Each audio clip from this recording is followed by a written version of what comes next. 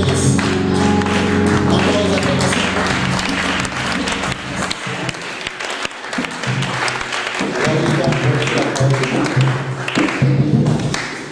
Inclinons nos têtes, Monsieur Farnel. Nous allons chanter. C'est parti. Nous marchons vers Sion.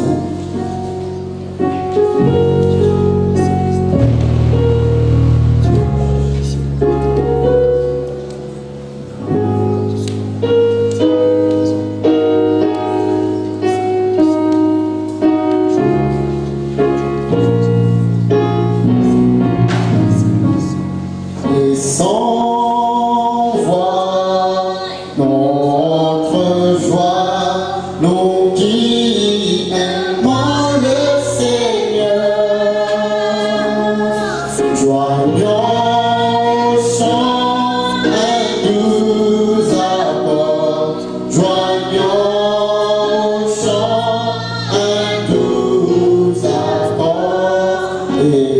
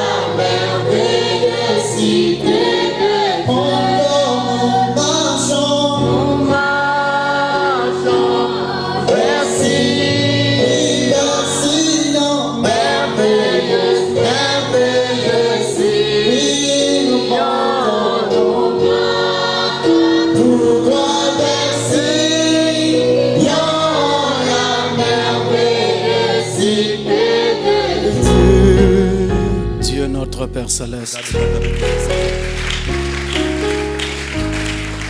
c'est ton amour qui nous permet d'être debout, c'est ton amour qui nous rassemble et c'est ton amour qui nous amène encore dans ta présence. Regarde-nous simplement au travers du sang de l'agneau. Accorde que tout péché soit pardonné et que la grâce souveraine de Dieu nous amène profondément dans la parole et nous révèle les choses profondes et cachées de Dieu. Nous prions que le Saint-Esprit inspire toutes choses et surtout amène cette parole dans nos cœurs. Nous prions, Seigneur, que tu ouvres l'entendement spirituel de tout un chacun et que personne ne sorte d'ici telle qu'elle est venue ou telle qu'elle s'est révélée. Nous avons prié. Nous recommandons la réunion à toi au nom de Jésus-Christ. N'oublie pas de bénir aussi Israël. Amen. Dieu bénisse. Pendant que nous sommes debout, nous allons ouvrir nos Bibles dans le livre de Jean, au chapitre 3, et nous allons lire les versets 5 jusqu'au verset 9.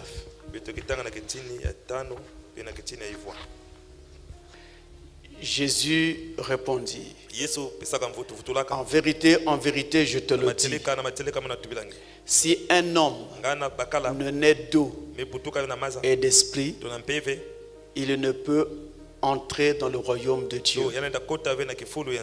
Ce qui est né de la chair est chair, et ce qui est né de l'esprit est esprit.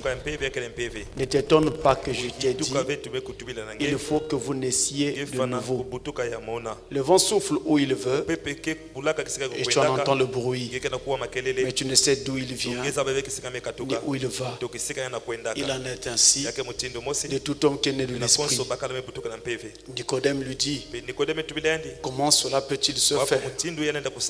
Amen. Je bénis sa parole. Merci pour vous asseoir.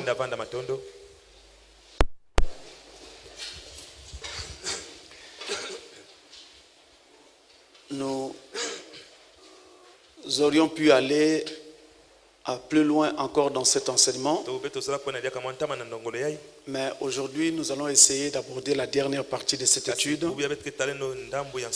Alors je vais essayer de tout condenser là-dedans afin de rendre la chose complète et que vous tiriez tout ce qui est nécessaire à l'édification spirituelle et au salut éternel. J'ai confiance que le Saint-Esprit va le faire. J'ai confiance que Jésus-Christ le Seigneur va également le faire. Nous comptons donc sur lui pendant cette étude. Alors faites très attention au fur et à mesure que nous allons avancer, parce qu'en connaissant tout dans cet enseignement, ça va être assez profond. Mais nous allons essayer de prendre notre temps pour lire la Bible et le message de l'heure, afin que votre foi soit fondée sur la parole de Dieu. La foi d'une église ne doit pas reposer sur des spéculations.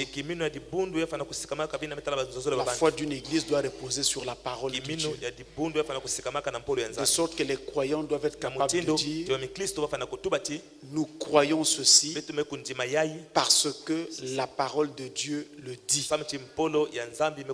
Mais le croyant ne doit pas dire: je crois ceci parce que mon église le croit. Non, il n'est pas ici question d'une foi d'église, mais il est question d'une foi fondée sur la parole. Et c'est la parole de Dieu qui est le fondement de notre foi. Comme disait Frère Branham, la parole est le sanctuaire de la foi. Et Jésus avait dit: vous entendrez la vérité et la vérité vous affranchira. Donc si nous apportons la parole et que c'est la parole de Dieu, eh bien la parole se chargera elle-même de faire le travail dans les croyants. Ça se fera parce qu'il n'a jamais manqué de faire ce qu'il promet, ce qu'il avait promis de faire. Alors dans cette dernière partie de notre étude, nous allons parler sur les 3 étapes de la grâce. Dans notre étude sur le mystère de la nouvelle naissance, nous avons commencé par parler sur qui suis-je. Le but de cette première partie était de vous montrer qui est-ce que nous sommes exactement, et quand la nouvelle naissance se produit, ça se produit exactement dans quelle partie de notre être, et ensuite qu'est-ce qui se fera ou se verra une fois que cela aura été fait. Ensuite, nous avons parlé sur les conditions nécessaires. C'était la deuxième partie de notre étude qui a donc servi à vous montrer que ce n'est pas qui veut qui peut naître de nouveau, mais que la nouvelle naissance est réservée aux prédestinés, aux élus. Parce que la nouvelle naissance vous ramène dans la gloire. La nouvelle naissance, c'est la vie éternelle en vous. Eh bien, c'est pour les élus. La vie éternelle n'est pas pour ceux qui ne sont pas élus de Dieu. C'est pour les élus. Et un élu a en lui la volonté de faire la volonté de Dieu. C'était ce que nous avons donc étudié dans cette deuxième partie. Et il y avait plusieurs autres conditions. Mais toutes ces différentes conditions tournent simplement autour de la prédestination. C'est-à-dire que si vous avez été prédestiné, les autres conditions qui ont été mentionnées lors de cette étude trouveront toute leur réalisation. Parce que dans le plan de Dieu, il est prévu qu'il ne perde aucun élu. Il a dit, c'est moi qui vous ai choisi et je n'ai perdu aucun de tout ce que le Père m'avait donné. Donc aucun prédestiné ne sera perdu. Et si vous êtes prédestiné, toutes les autres conditions sont suivantes pour votre nouvelle naissance. Au cas où vous traîniez le pas, eh bien le Seigneur vous obligera à faire vite. Il vous y conduira. Aujourd'hui, nous abordons les 3 étapes de la grâce. Je voudrais d'abord revenir ici sur la notion des concepts sur lesquels nous avons commencé par parler lors de notre première culte. Lorsque Jésus dit à Nicodème, il faut que tu naisses de nouveau. Ne t'étonne pas que je te dis, il faut que vous naissiez de nouveau. Nicodème n'a pas compris ces choses. Il pose la question à Jésus. Seigneur, comment cela peut-il se faire? Et Jésus va le secouer un peu pour lui dire, mais toi, tu es le docteur d'Israël. En d'autres termes, c'est toi qui enseignes Israël. Et tu ne sais pas ces choses. C'est toi-même qui enseignes, tu ne sais pas ces choses. Comment amèneras-tu le peuple là? Et ça, c'est fondamental, mes frères. Il est important que le prédicateur de la parole, le messager de Dieu, sache de quoi il parle pour amener les gens là où il faut. Nous n'avons pas besoin d'apprentis sorciers. Nous n'avons pas besoin de prédicateurs en herbe.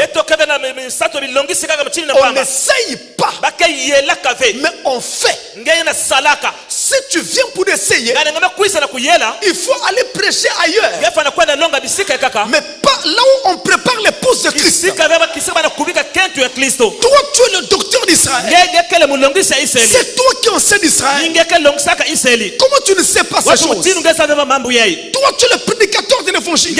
Comment tu ne sais pas ces choses? Mais si tu ne sais pas ces choses, cela veut dire que tu n'es jamais passé par là. Et cela veut dire aussi que tu ne conduiras pas le peuple de Dieu là. Amen. Nous avons besoin de l'assistance de Dieu. Alors je disais que cette notion a commencé par le Seigneur Jésus lui-même. Il est celui qui a inauguré cet enseignement, qui a commencé cette étude sur la nouvelle naissance. Il est le premier. C'est lui qui a forgé ce concept pour la première fois. Avant lui, on n'avait jamais entendu parler de nouvelle naissance. C'est à partir de lui qu'on a commencé à entendre parler de nouvelle naissance. Il est le premier à en parler. Et c'est lui donc qui institue cela, on va dire. Et nous avons donc dans cette notion de nouvelle naissance, ce qui suit. Quand on dit nouvelle naissance, on parle donc de quelque chose de nouveau. Et cela contraste avec quelque chose d'ancien. On ne peut pas avoir quelque chose de nouveau si au départ on n'avait pas quelque chose d'ancien. L'expression même nouvelle naissance veut dire qu'il y a une naissance préalable. Il y a eu une première naissance qu'on va donc appeler une ancienne naissance, et que donc celle qui vient va être nouvelle par rapport à celle qui avait toujours été. Alors ça va apporter quelque chose aussi de nouveau. Ainsi nous avons deux types de naissance. Il y a la naissance naturelle. Elle concerne tous les êtres humains qui passent sur la terre. Parce que pour passer sur la terre, il faut naître. Donc c'est la naissance naturelle. Et à côté de celle-là, nous avons la naissance spirituelle, que nous appelons encore nouvelle naissance, mais qui cette fois-ci ne concerne pas tous les humains, parce que ça ne concerne que les prédestinés. Il n'y a que les élus qui peuvent naître de nouveau. La naissance naturelle est encore appelée la naissance dans la chair. C'est ce qui a fait de vous un être humain. Parce que vous êtes né de la chair, ça fait de vous un être humain. Ensuite, on appelle encore la naissance physique. Physique parce que tu es né dans un monde physique, dans un corps matériel, un corps physique, un corps qu'on peut toucher, qu'on peut palper. C'est pourquoi on dit encore naissance physique. Cette naissance est encore appelée la naissance d'en bas. En bas, pour parler de la naissance ici-bas, la naissance sur la terre, la naissance dans ce royaume ici-bas, on l'appelle encore la naissance terrestre. Naissance terrestre, eh bien c'est un mot qui est tiré de la terre pour indiquer que nous sommes nés sur la terre, et que cette naissance a fait de nous un terrier. Et on l'appelle enfin la première naissance, parce que c'est celle-là qui fait de nous un homme, qui fait que nous puissions exister comme un être humain et même comme une âme vivante. C'est cette naissance-là. C'est la première naissance. À côté de cela, nous avons donc la naissance spirituelle, qu'on appelle encore la naissance dans l'âme. C'est pourquoi je disais que nous avons commencé par étudier qui suis-je. C'est pour vous montrer que lorsque nous naissons de nouveau, eh bien, nous ne naissons pas de nouveau dans notre chair, mais nous naissons de nouveau dans notre âme. Cela sous-entend que même si je suis né de nouveau, mais tant que je vis encore dans la chair ici-bas, il y aura encore des erreurs dans ma vie. Mais ces erreurs-là ne seront pas commises par incrédulité. Je ne fais plus rien parce que je ne crois pas, mais ça arrive parce que je suis un homme, mais pas parce que je ne crois pas. Oh, il y a des gens qui pêchent par incrédulité parce qu'ils ne croient pas. Mais l'épouse de Christ ne pêche pas par incrédulité, mais parce que simplement c'est un être humain. C'est donc la naissance dans l'âme. C'est mon âme qui naît de nouveau. C'est là-dedans que je nais de nouveau.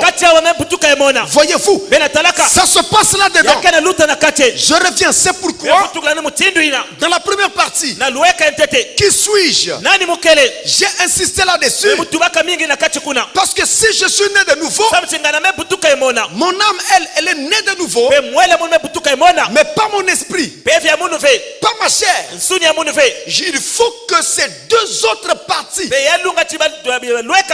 soient aussi touchées par la vie de Dieu. Et donc la rédemption continue même après la nouvelle naissance. Il y a d'autres étapes encore à franchir. Voilà pourquoi après que je sois né de nouveau, je dois rester attaché à la parole pour atteindre les autres parties qui me manquent. Nous allons à l'enlèvement. Moi je prêche pour préparer le peuple à l'enlèvement et pas pour un autre intérêt. Je ne cherche pas la gloire ni la célébrité. À ce jour, je ne sais pas s'il y a un pays du monde où vous irez où le nom de pasteur Francis ne vous aura pas précédé. Donc ce n'est pas la célébrité que je cherche. Moi je cherche les élus de Dieu. Je cherche les prédestinés. Et c'est à ces hommes-là que je prêche. Et parfois je suis dur dans mon enseignement, mais c'est pour le bien de ces âmes-là et pas pour un autre intérêt. Donc je nais de nouveau dans l'âme. C'est dans l'âme que se passe la nouvelle naissance. C'est pourquoi cette naissance spirituelle est encore appelée la naissance dans l'âme. J'insiste. La naissance dans l'âme.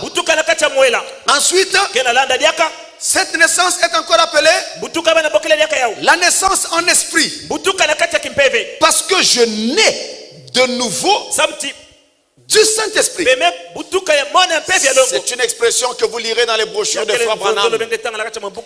Naître de nouveau du Saint-Esprit.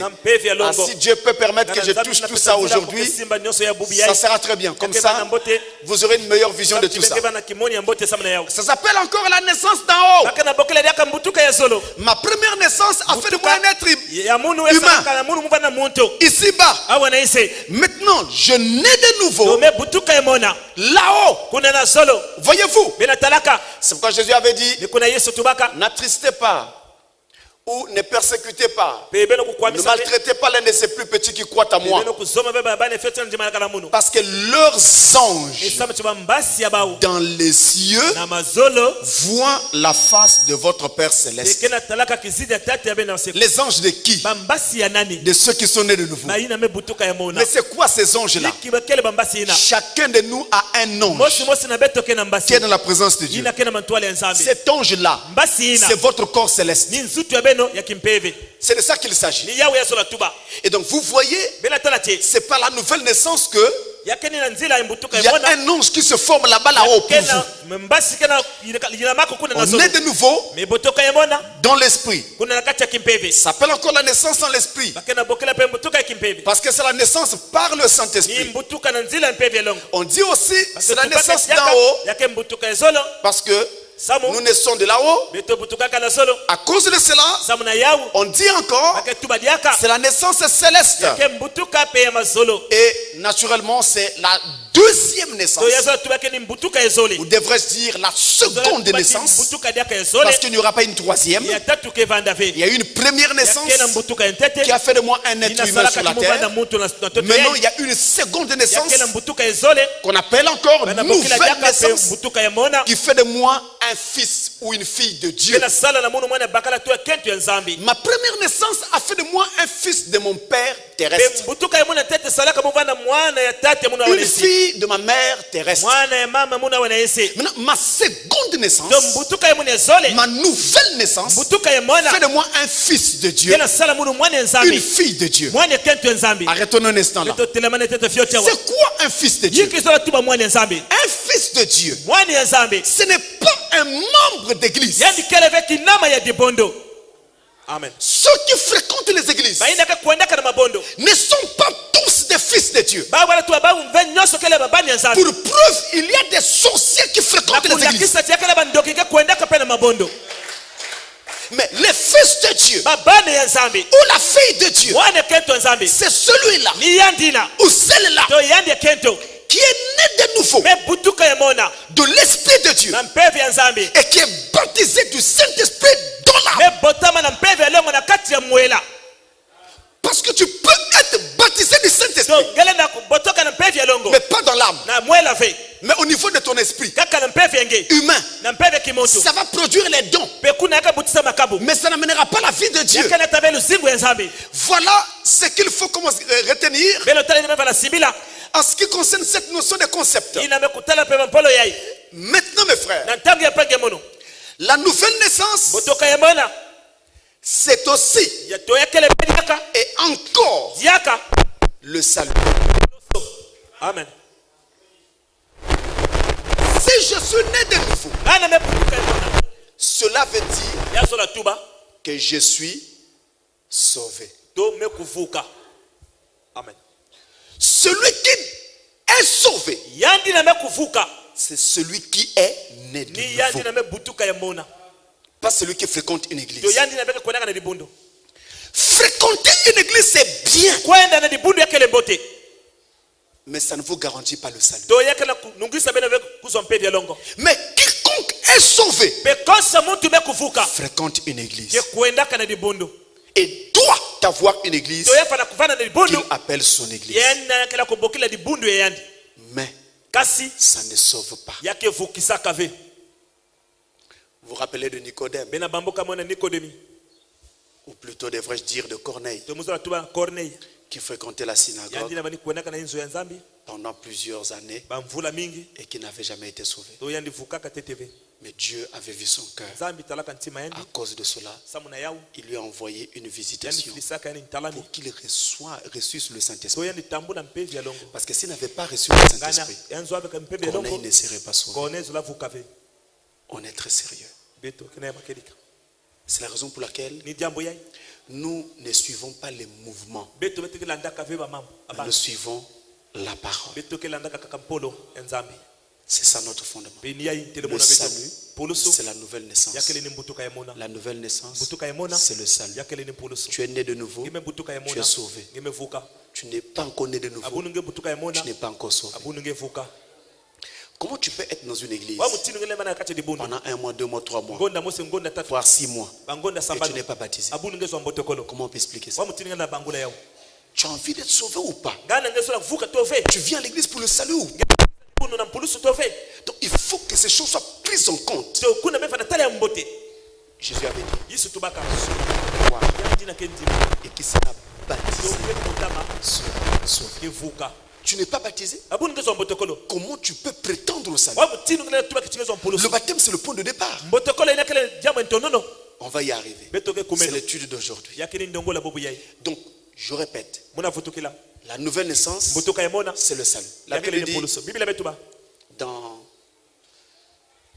dans la brochure, plutôt dans 2 Corinthiens chapitre 5, 2 Corinthiens chapitre 5 verset 17, il est dit, si quelqu'un est en Christ, il est une nouvelle créature. Les choses anciennes sont passées.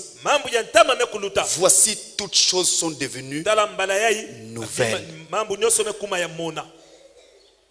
Quand il entre en Christ.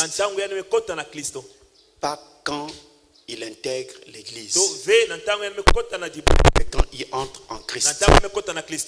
Et s'il vous plaît, faites attention. Je parle ici d'une expérience personnelle. La nouvelle naissance est une expérience individuelle et personnelle. Ça ne concerne pas quelqu'un d'autre, mais toi. Même la première naissance est toujours une expérience. Le jour que tu es né, tu es né seul. Et à cette heure-là, cette minute-là, tu es né seul et tu es sorti seul du ventre de ta mère. Même si vous naissez des jumeaux, vous ne verrez jamais les deux jumeaux sortir à la même seconde. Ça ne se fait jamais. Il y a un qui sort. Quelques minutes après, l'autre suit. Ça veut dire que c'est personnel, individuel. Chacun son heure. De la même façon, le jour de la mort, c'est aussi personnel. C'est individuel. Et il en est ainsi de la naissance spirituelle. Ce n'est pas une affaire collective. Ce n'est pas une affaire de toute une église. C'est une affaire individuelle de toi-même. C'est personnel. Donc, tout au long de cette étude d'aujourd'hui, rappelez-vous que Dieu se parle à vous. Mais pas à toute l'église, mais à toi. Frère Branham dit dans la brochure, la seconde venue du Seigneur, la brochure, la seconde venue du Seigneur, du 17-04-57, paragraphe 94, Frère Branham dit: s'il y a quelqu'un ici qui n'est pas encore sauvé, qu'il dise: Frère Branham, souvenez-vous de moi, je ne suis pas encore né de nouveau. Je sais que je ne suis pas encore né de nouveau. Écoutez. Écoutez aussi ça. Écoutez, c'est lui qui dit. Écoutez. Vous n'êtes pas sauvé tant que vous n'êtes pas né de nouveau. Vous avez simplement tourné le regard vers quelque chose. Mais lorsque vous acceptez Christ, c'est alors que vous naissez de nouveau. Quiconque n'est pas encore né de nouveau n'est pas encore sauvé. Le jour de ta mort, lorsque tu vas traverser la rivière, Dieu ne te demandera pas: montre-moi ta carte de membre. À quelle église étais-tu membre lorsque tu étais sur la terre? La carte de membre ne compte pas. C'est un bout de papier qui peut être rongé par les souris. Et si c'est fait en plastique, ça peut être brûlé par le feu. Et au moment de sa mort, personne n'amène sa carte d'identité avec lui, ni son passeport, encore moins sa carte d'adhésion à une église. Mais il y a quelque chose qu'on va amener: le baptême du Saint-Esprit. Alléluia. Donc là, à la rivière, si vous n'écoutez pas ma voix maintenant, aujourd'hui, vous réentendrez ma voix et vous saurez. Si j'avais su, il aurait fallu que j'écoute un pasteur Francis. Amen. Quiconque n'est pas né de nouveau n'est pas encore sauvé. Le salut, c'est la nouvelle naissance.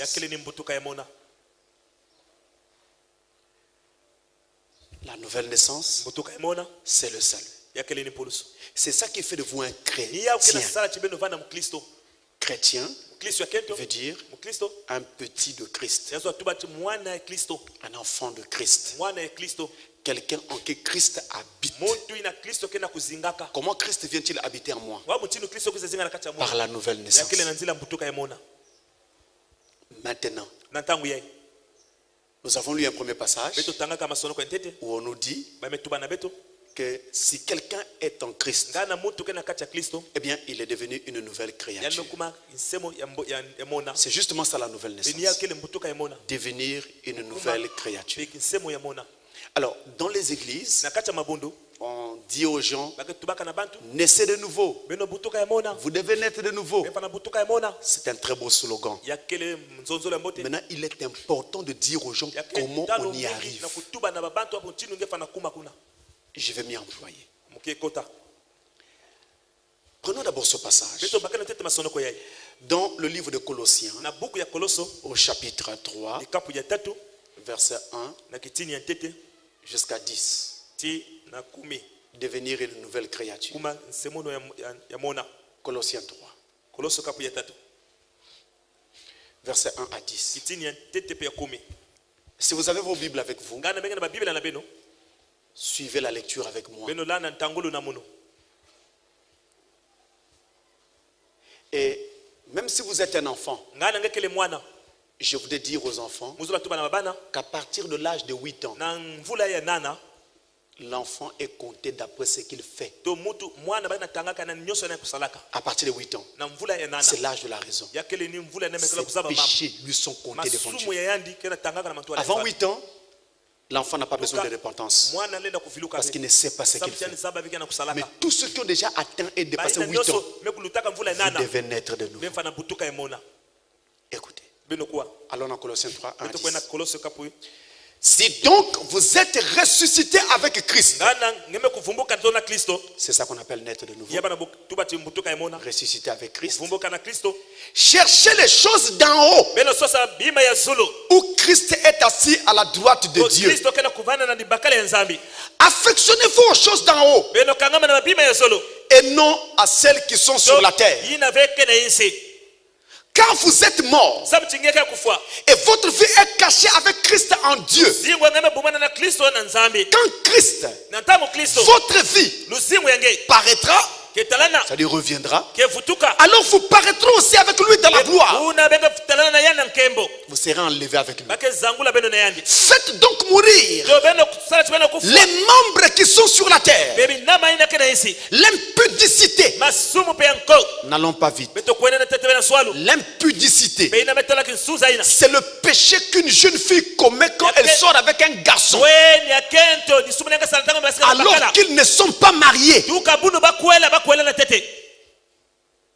C'est le péché que commet un jeune homme ou un homme quand il va avec une femme ou une fille alors qu'ils ne sont pas mariés. Ça s'appelle l'impudicité. Ça veut donc dire, si vous êtes dans l'impudicité, c'est aujourd'hui que vous devez en sortir pour naître de nouveau. Et en sortant de ce culte, vous devez appeler votre copain et lui dire: je ne veux plus de cette vie. Je décide de donner ma vie à Christ. Si tu veux te sauver, fais comme moi. Si tu ne veux pas, tant pis pour toi. Mais ne m'embête plus. Alléluia. Je peux entendre un amen. L'impudicité, l'impureté, toutes sortes de désordres, les passions, donc les envies qui nous animent à n'importe quel moment et en face de n'importe quelle attraction, les mauvais désirs et la cupidité. La cupidité, vouloir gagner tout seul, et toujours toi qui dois gagner au détriment des autres. Et la Bible dit: qui est une idolâtrie? Voyez, vous arrivez à la maison, on vous dit: non, vous prendrez votre part de la nourriture à tel endroit. Mais quand vous arrivez, vous regardez la personne qui est là, vous volez même des morceaux de viande dans les assiettes des autres et vous mettez dans votre assiette. Ça s'appelle la cupidité. C'est très mauvais. Comment voulez-vous qu'il n'y ait que vous qui gagnez, mais pas les autres? Et essayez donc, à partir de cet exemple, d'élargir les exemples. La cupidité, c'est une idolâtrie qui amène les gens à toujours tricher dans les affaires. Il falsifie les factures et dit à ses collaborateurs: non, c'est tout ce qu'on a eu. Et il partage encore ce peu-là avec ses collaborateurs, alors qu'il a pris une partie qu'il a égarée, il a caché. C'est un esprit satanique, démoniaque. C'est vraiment digne d'un fils du diable. La joie d'un fils de Dieu, c'est de voir aussi ses compatriotes heureux. De toute façon, qu'est-ce que vous savez ici-bas que vous ne laisserez pas le jour que vous partirez? Je continue. C'est à cause de ces choses que la colère de Dieu vient sur les fils de la rébellion, parmi lesquels vous marchiez autrefois lorsque vous viviez dans ces péchés. Maintenant, renoncez à toutes ces choses. À la colère. Arrêtons-nous là. Quelle est ta nature, frère? Quelle est ta nature? Si tu te fâches facilement, le Saint-Esprit n'est pas là. Écoutez-moi bien.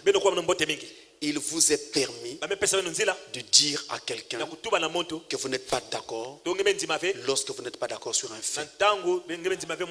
Mais il ne vous est pas permis de vous mettre en colère contre votre frère. La colère peut tuer.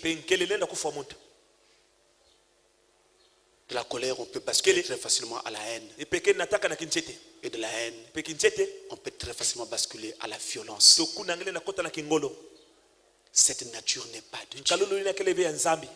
Quand tu te fâches dans la maison, tout le monde sait qu'un tel est fâché. En fait, ça devient difficile de vivre avec vous. Parce qu'on se dit, quand on va dire ça, il va encore se fâcher. On va dire ça, il va se fâcher. C'est difficile, on ne sait pas trop comment vivre avec vous. On ne sait pas. La colère. Et vous chantez ici, gloire à Dieu, on va au ciel. Quel ciel? Si avec cette nature tu rentres au ciel, toi, avec cette nature tu rentres au ciel, à quoi va ressembler le ciel?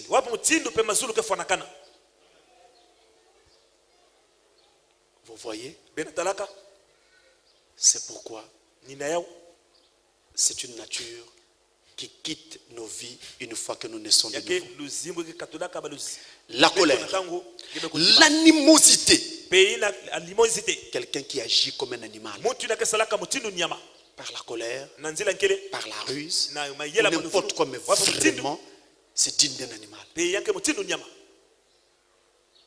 L'animosité. L'animal n'a pas d'âme. Ce genre de personnes agissent sans réflexion. Et c'est après que l'acte a été commis qu'ils disent, il ne fallait pas. C'est une mauvaise nature. La méchanceté, c'est quelqu'un qui est violent envers ses frères, opposé à la vérité. Il ne croit pas en Dieu. Et c'est pourquoi il essaye de marquer son territoire. Tout le monde doit savoir que ici c'est lui. Ça c'est pour lui. On ne doit pas y toucher. Vous y touchez, c'est la bagarre, c'est la colère, et c'est toutes sortes de répressions. À la calomnie. La calomnie, c'est le fait d'aller colporter des choses en mal contre les gens. Je vais chez sœur X. Sœur, un tel a dit ça, ça et ça. Et toi, je tourne. Je vais chez l'autre là-bas. Un tel avait dit ça, ça et ça. C'est vraiment l'esprit. C'est que si vous êtes dans cet esprit-là, ça ne m'étonne pas si Dieu venait me dire. Ça ne m'étonnerait pas si Dieu venait me dire que vous êtes une sémence de Satan.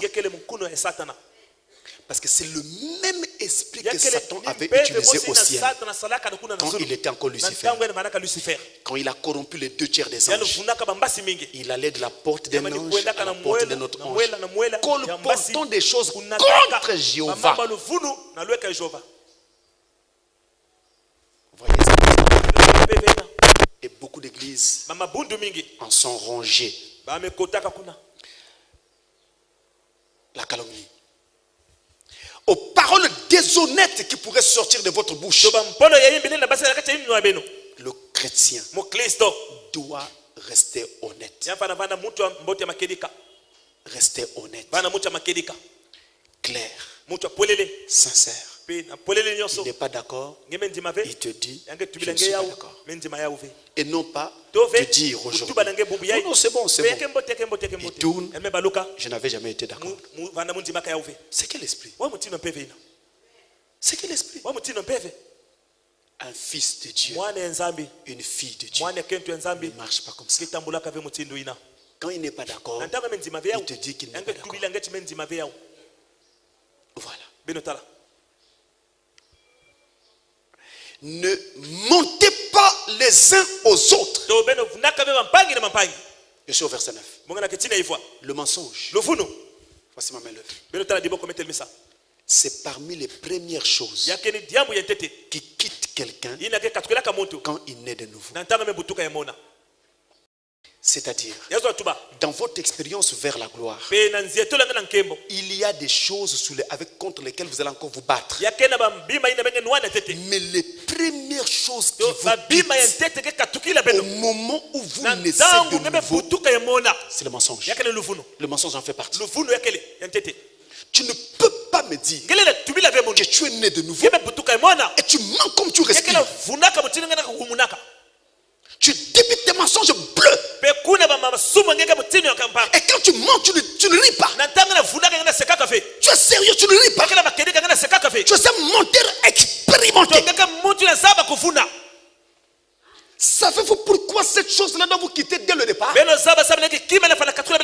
Parce que la Bible dit, le diable est le père du mensonge. Tant que tu étais païen, ton père était le diable. Mais quand tu passes par la nouvelle naissance, le diable cesse d'être ton père. Ton père, c'est maintenant le Christ. Alors cet attribut du diable, le mensonge, qui est l'attribut caractéristique du diable, doit tout quitter. Un chrétien dit la vérité. Un chrétien parle selon la vérité. Si après vous n'allez plus l'aimer, faites comme vous voulez. Mais il faut dire ce qu'il sait. Amen. Et j'insiste pour dire, je constate, frère, oh Dieu, il y a beaucoup de petits mensonges parmi les chrétiens. Ils appellent ça petits mensonges. Donc des mensonges qu'on donne comme ça au passage. Je parlais à une chrétienne il y a quelques jours. Elle me dit non, j'ai fait ceci, j'ai dit cela. Je lui ai dit, ce que tu as dit là, est-ce que c'est exactement ce que tu as fait? Il dit non, j'ai seulement dit comme ça pour me débarrasser de lui. On ne fait pas ça. Un chrétien ne ment pas. Quand j'entends parler du mensonge, mon cœur frissonne. Parce que le mensonge, c'est l'attribut même de Satan. Le chrétien qui est né de nouveau, et puis est sorti du mensonge, est séparé du mensonge. La vie du mensonge a disparu de lui. Tenez mes amis, il y a eu des péchés que les gens ont commis du temps de la Bible, du Nouveau Testament. Les gens ont commis des impudicités, des adultères. Les gens ont commis beaucoup de péchés.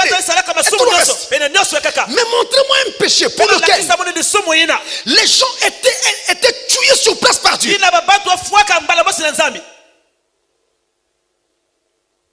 Parmi les péchés pour lesquels les gens étaient tués sur le champ, il y a le mensonge. Rappelez-vous d'Ananias et Saphira, qui fait mentir au Saint-Esprit. Il mentait à Pierre. Il pensait qu'il parlait à un homme. Il s'avait oublié que c'était un homme de Dieu. Et que le Saint-Esprit œuvrait par lui. Ils ont menti. Tués sur le champ. Dieu ne supporte pas le mensonge. Né de nouveau, tu sors du mensonge. Où est l'argent qui était ici? Je ne sais pas. Qui a pris? C'est pas moi. Mais tu sais que c'est toi. Le mensonge. La nouvelle naissance nous sort de toutes ces choses. Ne comprenez-vous pas qu'il est plus aisé de vivre en paix en ne mentant pas aux gens? Dites aux gens la vérité et vous aurez la tranquillité de cœur, d'esprit. Vous serez tranquille dans votre cœur. Vous allez vivre normalement. Mais quand vous montez, même la médecine enseigne, tout votre système nerveux est on va dire en ébullition. il y a une réaction nerveuse intense en vous. Votre tension artérielle augmente. Parce que vous êtes en train de mentir. Et votre santé pourra s'en ressentir. Mes amis, le mensonge quitte les gens quand ils naissent de nouveau. On ne peut pas avoir un croyant qui ira au ciel avec le mensonge. Ce n'est pas possible. Amen. Ce n'est pas possible. Dieu n'aime pas le mensonge. Et Satan est le père du mensonge.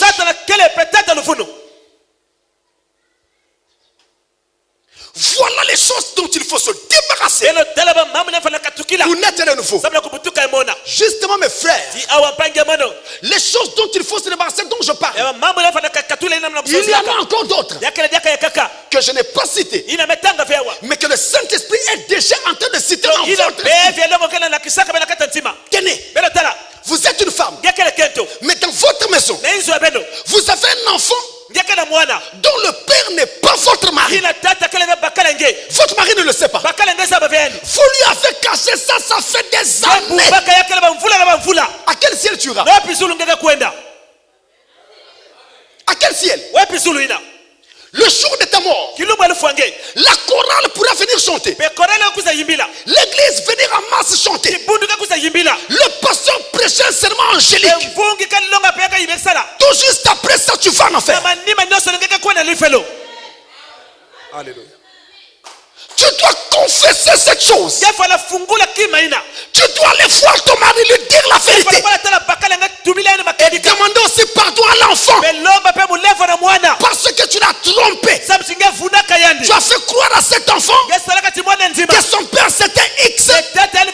Alors son père c'est plutôt Y. Tu as aussi un pardon lui demander.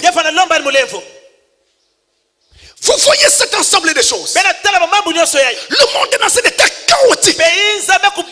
Parce que la pierre qu'ont rejeté ceux qui ont bâti nos civilisations, c'est elle qui est la principale de l'angle. C'est Christ, la pierre de l'angle. Pour avoir été rejeté, regardez le tas chaotique dans lequel nous vivons. Il faut confesser ces choses. Comment pouvez-vous sortir de ces choses? La repentance est l'une des voies pour sortir d'un péché. Frère, la confession est difficile. C'est pas facile. Venir voir ton mari et lui dire: assieds-toi, j'ai quelque chose que je te cachais. Il faut être une fille de Dieu pour faire ça. L'argent qui disparaissait, c'est moi qui volais. J'avais une tontine, une ristourne. Si je volais pour...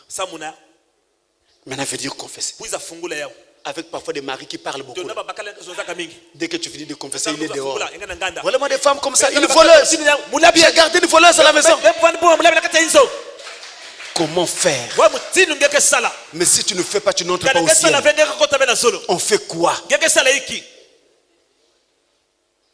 On fait quoi? Il y a une chose par-dessus toutes qui nous aide à sortir de ces choses. Et maintenant que je parle, elle va vous aider à sortir de ça. J'y crois. C'est pourquoi je suis venu enseigner. C'est la grâce de Dieu. Alléluia. Le salut, c'est la nouvelle naissance. Mais le salut est une grâce. Personne ne peut naître de nouveau par ses efforts. C'est Dieu qui doit te faire naître de nouveau. Dites-moi, quel est l'enfant qui naît par lui-même? Ici-bas. Sans qu'il y ait un père et une mère. Un jour comme ça, on va voir une molécule apparaître dans l'air et finalement donner un enfant. Vous avez déjà vu ça où? Il faut qu'il y ait un père et une mère pour que l'enfant vienne. Et dans le cadre spirituel, c'est pareil. La mère, ici c'est toi. C'est la matrice de ta pensée. Le père, c'est Christ. Et la sémence qui doit venir en toi, dans la matrice de ta pensée, c'est la parole de Christ. Quand tu dis amen à la parole, même si la parole est dure et te condamne, il y a un phénomène écrit en toi. Il y a une puissance qui se manifeste et qui va détruire le péché dans ta vie. À partir de cet instant-là, il y a un dégoût qui naît en toi. Tu ne veux plus mentir. Tu ne veux plus de copain-copine. Tu ne veux plus tricher. Il y a un dégoût en toi. Ça, c'est la nouvelle naissance.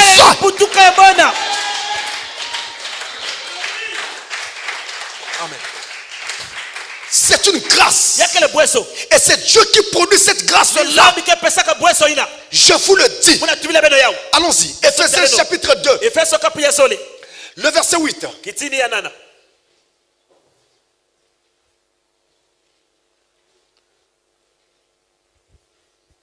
Ephésiens 2, verset 8. Il est écrit: car c'est par la grâce que vous êtes sauvés, par le moyen de la foi. Et cela ne vient pas de vous. C'est le don de Dieu. C'est un cadeau que Dieu vous donne. Vous ne fabriquez rien. On ne peut pas faire naître de nouveau quelqu'un. C'est Dieu qui fait naître de nouveau. La nouvelle naissance doit venir d'en haut. C'est Dieu qui doit produire cela dans l'individu. C'est donc une grâce, une faveur. C'est la miséricorde de Dieu. C'est Dieu qui vous accorde la grâce de naître de nouveau. Lui, il vous fait grâce. Vous pourrez ajouter Actes des Apôtres chapitre 15, le verset 11. Et regardez ce passage à la maison. Il appuie Ephésiens 2 verset 8, où on montre que le salut est une grâce. Et William Branham dit dans la prédication, l'union invisible de l'épouse de Christ. L'union invisible de l'épouse de Christ. Du 25-11-65. Le paragraphe 30. Il dit: j'ai toujours dit aux gens, lorsque je franchirai la ligne pour passer de l'autre côté, j'aimerais me lever et chanter: grâce extraordinaire qui a sauvé un méchant comme moi, que le son en est doux. Le son en est doux. Grâce, précieuse grâce, en savoir plus sur la grâce, car c'est par la grâce que nous sommes sauvés, non par nos actions. Tout ce que nous pouvons faire n'est pas compté en notre faveur. Amen. Quelqu'un dit amen au messager? Amen. Tout ce que nous pouvons faire n'est pas compté en notre faveur. La grâce est ce qui nous sauve. C'est par la grâce que vous êtes sauvés, par le moyen de la foi. Vous voyez comment ce prophète de Dieu répète la Bible? Il répète exactement Ephésiens 2 verset 8. C'est ça que j'aime dans ce prophète. Il me ramène de la Bible. Il me plante dans la clé de la Bible. C'est par la grâce que nous sommes sauvés. Et c'est une faveur de Dieu. Maintenant, cette grâce, cette faveur, cette miséricorde de Dieu, lorsqu'elle se manifeste dans ta vie, elle se manifeste en 3 étapes. Ce sont les 3 étapes de la grâce sur lesquelles nous parlons maintenant. Elle se manifeste en 3 étapes. Laissez-moi d'abord vous ressortir cela. Dans 1 Corinthiens chapitre 1. 1 Corinthiens le chapitre 1 et le verset 30. Il est dit, 1 Corinthiens 1 verset 30. Or, c'est par lui que vous êtes en Jésus-Christ, lequel, de par Dieu, a été fait pour nous sagesse, justice et sanctification et rédemption. S'il vous plaît, ne fermez pas vos Bibles. Restez sur la page. Regardez très bien. Quand on dit a été fait pour nous sagesse, on met une virgule. Regardez votre Bible. Ensuite, on va citer 3 mots sans virgule, juste avec la conjonction et. Regardez votre Bible. On dit justice et sanctification et rédemption. Pour ceux qui ont fait langue, ils savent que c'est une formulation un peu bizarre. Nous avons ici une citation, une énonciation. On devait mettre une virgule après justice. Et on pouvait garder le et après sanctification et rédemption. Mais cette formulation est particulièrement bizarre. Oui, mes frères, faites attention. Ce n'est pas n'importe qui peut enseigner la Bible. Ça doit être un enseignant. Tout le monde peut prêcher. Mais enseigner, attendez d'en avoir l'appel. Justice et sanctification et rédemption. C'est pour montrer que ces 3 choses vont ensemble. Pour accomplir une seule et même œuvre qu'on appelle l'œuvre de la grâce ou alors l'œuvre du salut. Dans le mot justice, nous avons la justification. C'est-à-dire, Dieu nous rend juste en nous justifiant. C'est-à-dire encore, en pardonnant tous nos péchés passés, en effaçant nos ardoises, en effaçant tout ce qui nous condamnait. Il nous fait justice. Il nous justifie. Cette étape-là de la grâce s'appelle la justification. Ensuite vient la sanctification. L'étape de la grâce qui consiste à laver la personne, à nettoyer ses pensées, à nettoyer ses habitudes, ses appétits, ses goûts et ses désirs, à laver son être des vieilles habitudes du monde. Cette étape-là s'appelle la sanctification. Et vient la dernière étape, la rédemption. C'est-à-dire le baptême du Saint-Esprit. Le mot rédemption signifie rachat. Or, tu n'es pas encore racheté. Tu n'es pas encore rédempté. Tant que tu n'as pas reçu le baptême du Saint-Esprit, c'est le sceau du Saint-Esprit qui fait de toi quelqu'un qui est racheté, qui fait de toi quelqu'un qui est rédempté. Le sceau du Saint-Esprit. Oh my God, amen. Voilà vos 3 étapes de la grâce. La justification, la sanctification et le baptême du Saint-Esprit. Lors de la justification, qu'est-ce que Dieu fait? Je viens du monde. J'étais un pécheur. J'ai vécu n'importe comment. J'ai fait beaucoup de choses sales. J'avais des copains, des copines. Je volais, je trichais. Je me livrais à l'alcool. Et j'ai fait plein de choses qui sont désagréables. Maintenant, Dieu vient me toucher par la prédication de la parole et m'amène à lui. Quand il m'amène à lui, le geste qu'il fait là, en me prenant pour m'amener à lui, eh bien on dit que j'ai trouvé grâce à ses yeux.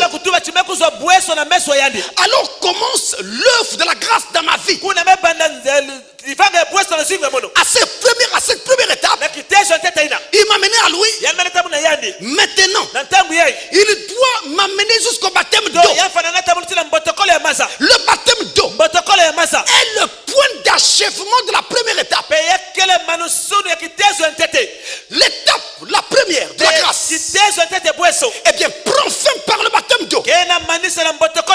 Mais baptême qui est précédé par la repentance.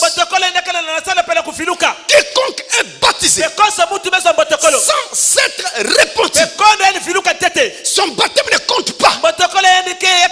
Quiconque a été baptisé dans les titres de Père, Fils, Saint-Esprit, ce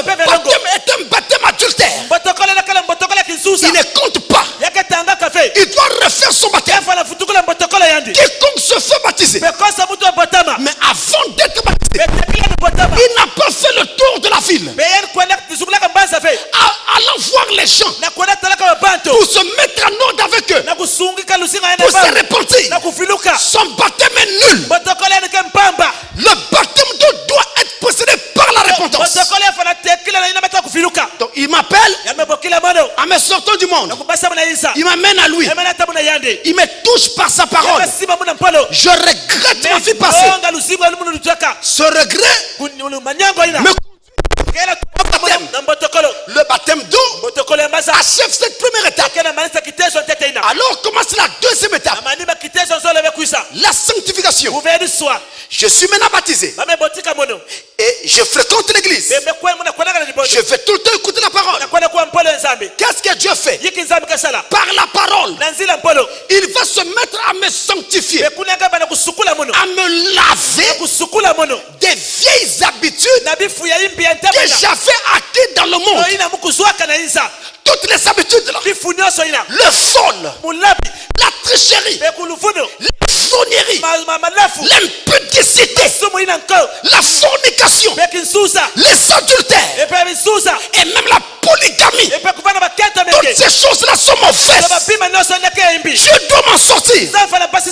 Écoutez-moi très bien. Dès le départ, Dieu créa un homme et combien de femmes? Combien de femmes, s'il vous plaît? Qu'est-ce qu'on veut nous raconter? Ne changez pas le plan de Dieu. Une femme, pas deux femmes, pas trois femmes. Frère Branham dit, si vous êtes dans un mariage polygame, il dit vous êtes en adultère. Or l'écriture déclare que les adultères n'entreront point dans le royaume de Dieu. C'est grave. Amen. Très grave. La sanctification vient pour faire ce travail. Le nettoyage, la purification de mon esprit, de mon cœur, des vieilles habitudes du monde. L'eau de la parole me lave de ces habitudes-là. C'est pourquoi il est écrit, vous entendrez la vérité et la vérité vous affranchira.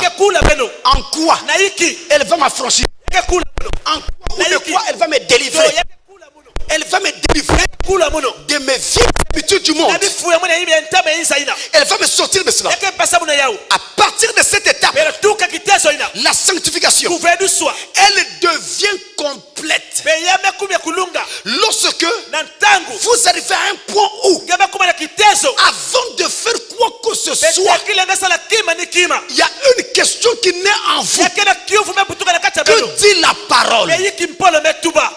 Tu veux aller ici? Que dit la parole? Tu veux faire ceci dans le cœur? Que dit la parole? Là, la sanctification a atteint son but. Alléluia. Et quand la sanctification a atteint son but, alors maintenant Dieu vous donne le baptême du Saint-Esprit. Mais s'il vous plaît, le baptême du Saint-Esprit procède en deux étapes. Première étape, c'est un baptême de feu. La seconde et dernière étape, c'est un baptême d'esprit. C'est pourquoi vous entendrez dire que quelqu'un est baptisé de feu et du Saint-Esprit. Ou alors est baptisé d'esprit et de feu. Que vient faire le feu? Le feu, c'est toujours le feu de l'esprit. C'est toujours le Saint-Esprit. Mais il fait quoi? Il commence d'abord par brûler en vous les racines d'amertume, les racines du péché. C'est-à-dire tout ce que vous faisiez hier, il y avait en vous des motivations. Il y avait en vous une sorte de sémence qui vous poussait à le faire. Si le Saint-Esprit ne brûle pas ses racines, ses péchés reviendront. Mes soeurs, s'il y a une viande ici, ça mène les mouches. Vous venez, vous enlevez la viande. Les mouches ne reviendront pas. Ou alors si vous venez, vous chassez les mouches. Les mouches ne reviendront pas. Ils vont revenir. Pour que les mouches ne reviennent pas, même si vous enlevez la viande, il faut d'abord laver l'endroit. Pour que le sang et les liquides laissés par la viande s'en aillent. Là, les mouches ne reviendront pas. Donc, il faut un nettoyage total. Le feu vient brûler d'abord les racines du mal, le désir, les envies d'adultère, d'impudicité, de copinage, ces désirs-là, les désirs, le désir de voler, de fumer, le désir de boire, il brûle ces désirs. Une fois que les désirs sont brûlés, alors l'esprit vient. Comment savez-vous que les désirs sont brûlés? Au moment où Dieu les brûle dans la personne, en plein culte, elle sent un tel dégoût du péché. Elle me honte d'elle-même. Elle se demande pourquoi j'ai fait ces choses. Est-ce que c'était vraiment moi? Oh Dieu, pourquoi j'ai perdu du temps? Tu étais où depuis tout ce temps-là? Elle pleure, ne se rend plus compte qui est à côté, qui est assis à côté d'elle. Elle pleure, pleure. C'est Dieu en train de brûler les désirs du péché. Et l'esprit ensuite descend, s'installer dans les gens. Il s'assoit en eux. Voilà vos 3 étapes de la grâce. Mes frères, nous sommes une église. Nous sommes appelés à aller plus loin. Et nous sommes en train d'aller vers l'enlèvement. On peut effacer ça? Nous sommes en train d'aller vers l'enlèvement.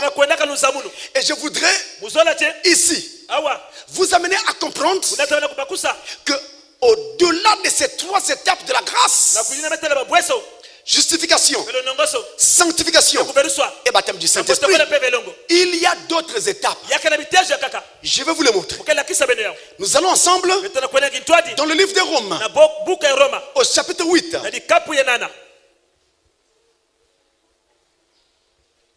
Romains chapitre 8.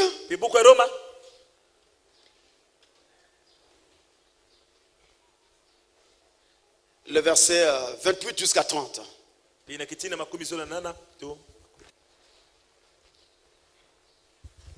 Voilà, il est écrit. Romains 8, 28 à 30. Nous savons, suivez attentivement la lecture. Nous savons du reste que toutes les choses concourent au bien de ceux qui aiment Dieu et de ceux qui sont appelés selon son dessein. Appelés selon son dessein. C'est une prédestination. Cette affaire est une affaire de prédestination. Alors, il est écrit.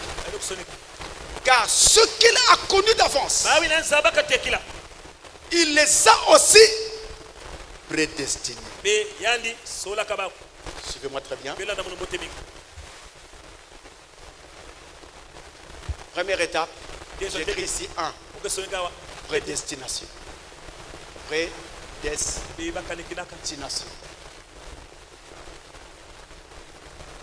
Voilà la première chose.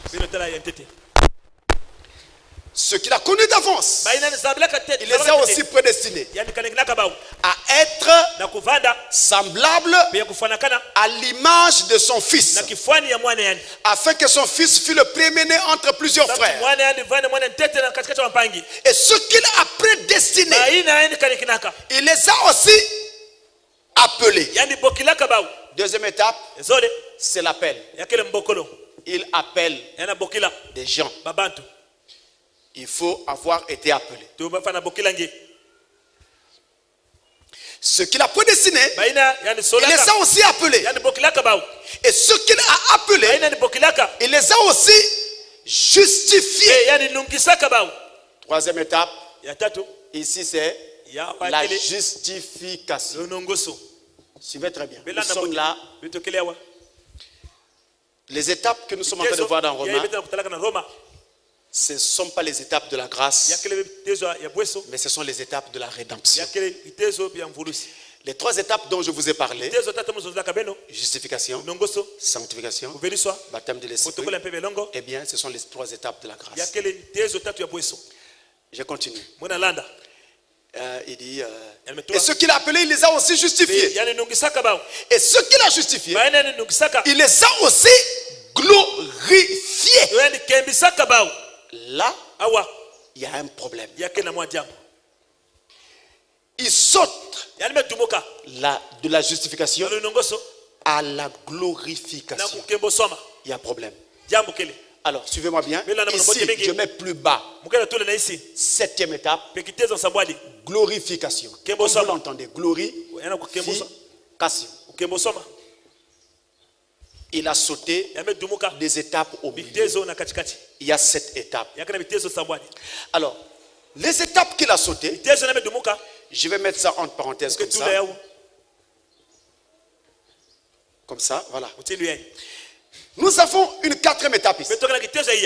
Comme vous le voyez, c'est la sanctification qui a été ici sautée. Sanctification.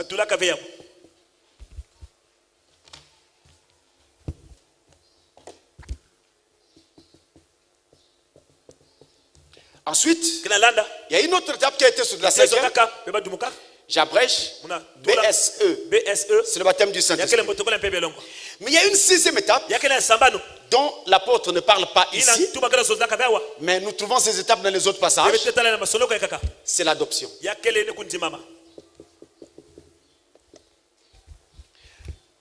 Les 3 étapes ici: justification, sanctification, baptême du Saint-Esprit. Nous avons trouvé par exemple dans 1 Corinthiens 1, verset 30. Ici, il n'a pas retracé ça. L'adoption, il en parle par exemple dans Ephésiens chapitre 1. Ephésiens 1. L'apôtre Paul en parle. Depuis le verset 1 jusqu'au verset 7. L'apôtre Paul en parle. L'adoption. Mais ici, dans Romains, il n'a pas mis cela. Alors nous rassemblons tout ça. Et nous constatons que l'apôtre a sauté ces 3 étapes. La sanctification, le baptême de l'esprit et l'adoption. À partir de le baptême de l'esprit, je suis né de nouveau. Mais si je suis né de nouveau, ce n'est pas fini. La glorification, c'est l'étape qui va nous permettre d'être enlevés. Quiconque n'arrive pas là ne sera pas enlevé. Qu'est-ce que ça veut dire? Je reviens. Premièrement, c'est la prédestination. Pourquoi je n'ai pas pris la place où l'on dit ce qu'il a connu d'avance? Il les a aussi prédestinés. J'aurais pu prendre par exemple la préconnaissance, mais je n'ai cité que la prédestination, parce que justement la prédestination, eh bien, procède par une préconnaissance. Dieu a connu d'avance les gens avant la fondation du monde. C'est ainsi qu'il en a choisi pour faire partie de son royaume éternel. Et ceux qu'il a choisi pour faire partie de son royaume éternel, on dit d'eux qu'il les a élus ou qu'il les a prédestinés. Ce ne sont pas tous les habitants de la terre. Tous les humains ne sont pas prédestinés. Les prédestinés, leur cœur bat pour la parole et la volonté de Dieu. Et ça, même avant qu'ils ne viennent en Christ. Quand ils étaient encore dans le monde, Dieu les a prédestinés. Ça veut dire qu'il les a connus d'avance. Il les a présélectionnés. Et il les a élus. On dit qu'il les a prédestinés. Aucun élu ne sera perdu. C'est impossible. Si les jours n'étaient abrégés, même les élus seraient séduits. Si cela était possible. Il ajoute ça. C'est pas possible. L'appel. Dieu t'a prédestiné. Tu nais dans le monde, mais tu ne sais pas que tu es prédestiné. Tu grandis dans le mensonge. Tu vis dans le désordre. Tu ne connais pas la volonté de Dieu. Et beaucoup d'entre nous sommes nés dans des familles où les gens ne priaient pas. Et parfois le Christ a été connu un peu plus tard dans nos familles. On a vécu comme des voyous. Même dans les familles où les parents étaient chrétiens. Vous savez que les enfants étaient terribles. ici qui n'était pas maraudeur avant. Maraudeur. C'est-à-dire que dans ton jeune âge, tu volais les fruits dans les jardins d'autrui ou dans les parcelles d'autrui. Les gens ne sont pas là. Tu vas cueillir leur mangue. Beaucoup ici l'ont fait. Mais c'est un péché. Parce que tu n'avais pas l'autorisation des gens. On te rend la monnaie. Et il y a une monnaie en trop. Tu dribbles. Ou quelqu'un te fait tenir son argent. Tu fais passer son argent. Maintenant, quand l'évangile te rencontre, Dieu t'appelle. Quand il t'appelle, c'est pour venir à lui. Après qu'il t'ait appelé, il t'appelle dans ton cœur. Il t'appelle dans ton âme. Et l'appel peut se manifester par l'exhortation de quelqu'un. L'appel peut se manifester par une vision, par un rêve, un songe que tu fais, par une voix que tu entends. Comme une fois dans mon église, là-bas au soleil couchant, il y a quelqu'un qui était, il était encore païen. Il est assis devant l'écran en train de suivre un culte sur Canal 7. Une main fait le toucher. Il se retourne. Il n'y a personne. Il a cru que c'était sa femme. Il est allé à la cuisine. Oui. Qu'est-ce qu'il a, chéri? Mais tu es venu me toucher? Mais non. Moi je suis à la cuisine ici depuis longtemps, je suis pas allé au salon. Il est reparti au salon.